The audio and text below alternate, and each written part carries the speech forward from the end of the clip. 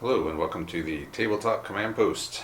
And today we kick off a brand new project, which will be the Empire of Japan for Konflikt 47.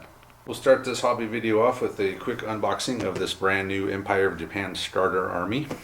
I don't really do unboxings, but I figured I would because this is a brand new set from the brand new Japanese range, Wave 2 I believe it is of the Warlord games, Konflikt 47 stuff. And then we'll just do a quick look at how I plan on filling this out and making a playable force to add to the collection here. So let's get started. Alright, so let's just open this baby up here. Exciting times in the Nerd Cave. We have a US and Axis forces, quite large ones already. But we're already getting tired of playing those two against each other. And I do love the game enough that I decided I'm going to go all in. So the next one was the Japanese, mainly because my buddy Vern gave me the version 1 starter box. So I already have that. Then I figured, well, I might as well just add to that, and decided to get with this brand new stuff. So right out of the gate here, let's see here, we have the Veteran Platoon Commander, Konflikt 47 Empire of Japan Veteran Platoon Command and Ghost Attack Squad Blister. So that's the Ghost Attack Squad in there. Then we have the Empire of Japan Starter Assault Battle Squad Blister. So this is the assault frame heavy infantry with the combat blades. Next up we're going to have the, looks like the Chiha tank in plastic, which is probably just the original. And it will come with a separate light Shiburo cannon. The light Shiburo cannon. We'll take a look at all these a little closer. I'm just going through it real quick. And then we're going to have the, what is this? This must be the walker. Yes, so the walker is all in resin. This is the thing I was most excited for, is this walker. It's super cool. Then we're going to have some order dice. Give us some rift dice for them as well, which is nice. Bases, of course. They're all 25s. I don't see anything else, so I guess all these infantry will go on 25 mil bases. And then there's just a little assembly diagrams for all of the resin infantry.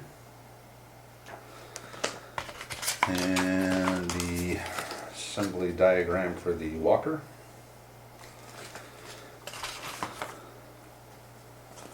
The Chiha assembly guide. This says Shiburo cannon. I think that this said light Shiburo cannon, so there must be a actual Shiburo cannon on here maybe? I don't know, we'll figure it out, but like I said, I don't do a lot of unboxing, so I'm just kind of just doing this on the fly here. And then a decal sheet, there's two of them. Looks like one for the infantry, one for the vehicle. So that's the initial opening, so let's just look at the stuff a little bit closer. Alright, so first up, start with the Chiha. So it's just a Chiha, your basic Japanese Chiha as far as I can tell. I have one, but I built it many years ago, so I don't really remember what it looks like. But according to the instructions, you can build the regular Chiha out of this as well. All the parts in orange are not needed for the Shiburo tank.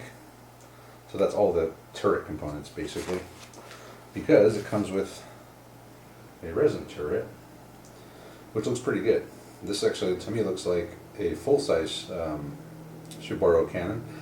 The one in the original starter set I got is the light one, so it's a little bit smaller. So this would be perfect to run as the full-size Shiburo cannon on this Chiha. So next up, let's take a look at the walker. So this thing is super cool. It's got two pairs of legs. It has two pairs of legs, and it's got two arms. So as far as close combat and Konflikt 47 goes, this is probably as good as it's going to get. Because usually you're going to have two pairs of legs, or three pairs of legs, or two pairs of legs and two arms, but this has two pairs of legs and two arms. So really good in close combat. And it's resin. So it should go together pretty easily. There's no metal bits in here at all. And the detail looks really good. It's really clean, brand new molds. So that's the body. And we got the tail, which will go. I'm not going to put this all together right now, but looks like it's going to. Well, I don't even know how it goes right now. I'll have to look at the instructions, but yeah. So there's all the bits for that. All resin. Really neat. So I have to wash these all and get that all put together. So that's the walker, the Chi-Ha, and the rest of the stuff's going to be in these two blisters. If I can get this open. So these are the battle frame guys. And I'll just pour them all out. I'll put all this away later, but again, very crisp. You can see that or not, but it's got good detail. So he's got some ammo or something on his leg there. Not sure what. Oh, one of them's got an LMG. And then the rest are going to all have. So here's your sergeant. This is a sword. Really cool. I mean, all of these are samurai aesthetic that they have. They have the samurai sword. The rest of them are going to have these combat blades. One's a little bent. Straighten that out with some hot water. They're also going to have SMGs. Might be kind of hard to see these. They're so small, but a few SMGs. And we got 5 of those. Looks like we got 1, 2, 3. There are 5 SMGs, so I guess the LMG is optional, which I would probably not put it on there. I would probably do all SMGs if that's the case, since I have the option, as they are an assault squad. Then you got the helmets. These are really, really cool looking. Very samurai. Perfect for the Japanese. And then it looks like you got some flags as well. They go on the back. Guess I got to do a little freehand on those to get the design, or possibly there might be some. Yeah, there's actually some decals for that. Looks like it might fit. And they're a little small. So these decals are not going to fit on that unless you paint them black and then just put it on top, or white, and then just so possible. It's possible to use those decals with it. So that is the samurai. So it's good to know that you don't have to use the LMG if you don't want to. Next up we have the, what is this here? This is the Ghost Attack Squad. Just dump those out. And also in here should be a battle frame, regular battle frame armed leader, which is this guy here. So he will be the battle frame commander, your platoon commander. And then we're going to have 1, 2, 3, 4, 5 ghost warriors, and 1, 2, 3, 4, 5 Shiboro rifles. Looks like a random boot. Now it's going to go on this guy somehow. Yeah, did that break off, or is that? I don't see how. Oh, it might be broken off. I'll have to glue that on. There's his head. And a banner. It's pretty cool. And then these Ghost Warrior guys are super, super awesome. I really can't wait to paint these guys up. In game, they can phase in and out of reality and appear anywhere on the board. And they are armed with Shiburo rifles. And let's see here. So back to these, it tells you what rifle goes with what guy. So there's not really any pose variations that you can make on this. It's pretty much set. I was actually kind of expecting these guys to be plastic sprues, but I guess not. I wonder if they will release a plastic sprue for those like they did the Stall Troop and the Fireflies.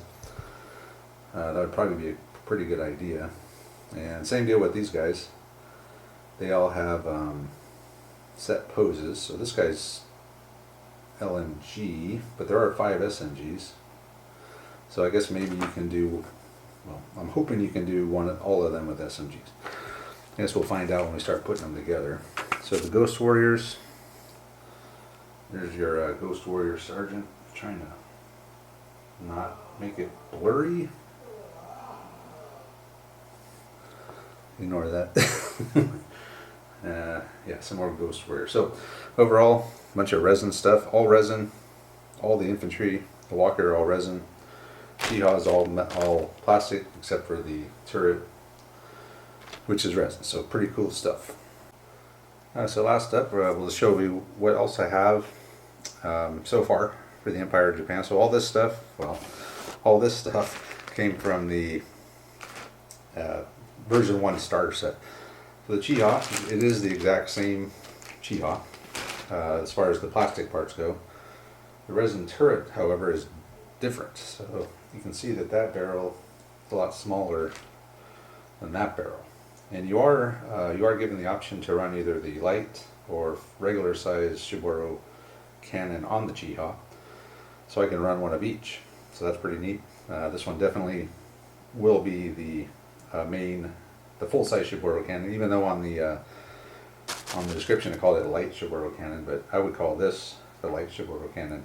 So I have a light Shiboro cannon Chiha, a regular size Shiboro cannon Chiha.